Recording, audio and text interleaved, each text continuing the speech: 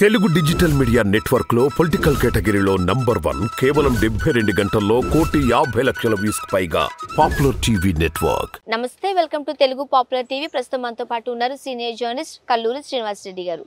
నమస్తే అండి. నమస్తే శ్రీనివాస్ గారు, ప్రస్తుతం మనం చూడొచ్చు తెలంగాణలో ఎమ్మెల్సీ బై ఎలక్షన్స్ నడుస్తున్నాయి, పట్టభద్రుల ఉప ఎన్నికలు, రైట్? ఏం చెప్తారు? క్యాజువల్ ఇది.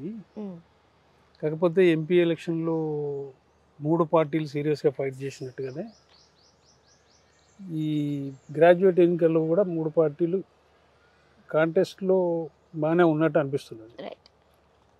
అయితే లోక్సభ ఎన్నికల్లో ఉన్న వాతావరణమే నిన్న మొన్న పోలింగ్ అయిపోయింది కాబట్టి జస్ట్ లైక్ ఆ రకమైన పొలిటికల్ సెన్స్ తోటి ఓటింగ్ జరిగే అవకాశం కూడా ఉంటుంది. సాధారణంగా అసెంబ్లీలో ఎటువంటి వేవ్ నడిచిందో పార్లమెంట్ కూడా అదే నడుస్తుంది అంటారు. అంటే షార్ట్ పీరియడ్, ఎమ్మెల్సీకి కూడా అదే నడిచే అవకాశం ఉందా? ఇప్పుడు అసెంబ్లీ ఎన్నికలకు లోక్సభ ఎన్నికలకు జస్ట్ 4-5 మంత్స్ అది గ్యాప్. ఇదైతే మరి 1 week gap, 1 week 10 days gap.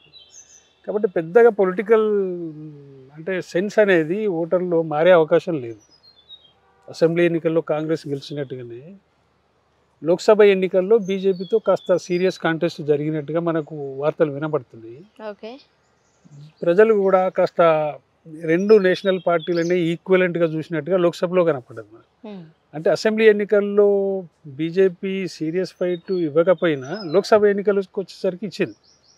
But Congress మాత్రం సేమ్ సిచ్యువేషన్లో ఫైట్ ఇచ్చినట్టే కనపడ్డది. కాంగ్రెస్ బీజేపీ 2 లోక్సభ ఎన్నికల్లో ఈక్వల్ ఫైట్గానే కనపడుతున్నాయి మనకి, టఫ్ ఫైట్. కాకపోతే ఇక్కడ ఏం జరిగింది కొత్తగా లోక్సభ ఎన్నికల్లో అంటే అసెంబ్లీ ఎన్నికల్లో పోటీ ఇచ్చిన బీఆర్ఎస్ 3rd ప్లేస్కి పోయినట్టు లెక్క. అంటే ఈ 1 or 2లో ఉన్నట్టుగా మనకు లెక్క. దాన్ని చూస్తే ఈ లోక్సభ ఎన్నికల్లో జరిగిన వాతావరణమే, రాజకీయ వాతావరణమే ఈ గ్రాడ్యుయేట్ ఎన్నికల్లో కూడా ఉండే అవకాశం ఉంది కాంగ్రెస్ బీజేపీ మధ్యలోనే. యాక్చువల్గా మీరు అన్నట్టు అసెంబ్లీ లోక్సభ అనేసరికి మొత్తం అందరూ ఆ ఎలక్షన్స్లో లేకపోతే ఆ ఎన్నికల్లో పాల్గొంటారు. బట్ ఇక్కడ ఓన్లీ గ్రాడ్యుయేట్స్ మాత్రమే పాల్గొనేసరికి కాస్త డిఫరెంట్ వేవ్ ఏమైనా చూడొచ్చేమో అంటున్నారు కొంతమంది. పెద్దగా తేడా ఉండకపోవచ్చు. ఎందుకంటే తెలంగాణలో గతంలో జరిగిన గ్రాడ్యుయేట్ ఎన్నికలు చూస్తే హైదరాబాదు, రంగారెడ్డి, మహబూబ్ నగర్దైనా, ఇటు ఖమ్మం, వరంగల్, నల్గొండదైనా ఎట్లా జరిగినాయంటే ఒక రకంగా చెప్పాలంటే గ్రాడ్యుయేట్ ఎన్నికల్లో కూడా డబ్బు చొరబడ్డదని చెప్పవచ్చు. పల్లా రాజేశ్వర రెడ్డి గెలవడం అనేది ఆశ్చర్యం అప్పట్లో, జస్ట్ 2 years బ్యాక్. ఎందుకంటే అప్పుడు ప్రభుత్వ వ్యతిరేకత ఉన్నా కూడా పోల్ మేనేజ్మెంట్ ఏ పార్టీ బాగా చేయగలిగితే వాళ్ళే గెలిచిన పరిస్థితి ఉంది గ్రాడ్యుయేట్ ఎన్నికల్లో కూడా.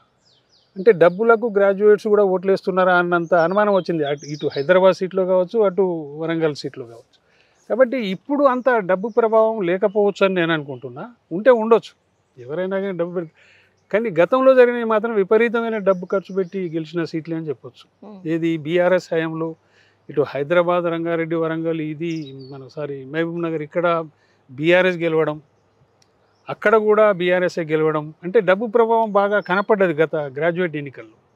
కానీ ఇప్పుడు కూడా అంత డబ్బు పెట్టారా లేదా అనేది అనుమానం ఉన్నా అంత ఆ స్థాయిలో మాత్రం పెట్టలేదని మాత్రం అనిపిస్తుంది. అందుకే నేను చెప్తాను, లోక్సభ ఎన్నికల్లో ఏ ప్రభావం అవుతుందో కాంగ్రెస్ బీజేపీ మధ్యన టఫ్ ఫైట్ అనేది జస్ట్ లైక్గానే గ్రాడ్యుయేట్ ఎన్నికల్లో కూడా కాంగ్రెస్ వర్సెస్ బీజేపీగా ఉండే అవకాశాలే ఎక్కువ ఉన్నాయి. కాకపోతే కాస్తంత కాంగ్రెస్కు అడ్వాంటేజ్ ఉండే అవకాశం ఉంది. ఓకే.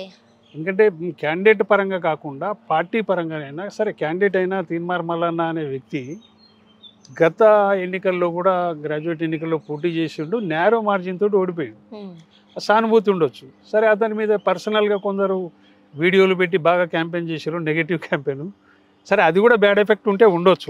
అయినా కూడా కాంగ్రెస్ అభ్యర్థి ఇప్పుడు అతను నాట్ ఓన్లీ తీన్మార్ మల్లన్న పేరు కంటే కాంగ్రెస్ అభ్యర్థి కాబట్టి అక్కడ అందరూ కూడా కాంగ్రెస్ ఎమ్మెల్యేలే గెలిచి ఉన్నారు వితిన్ 6 monthsలో.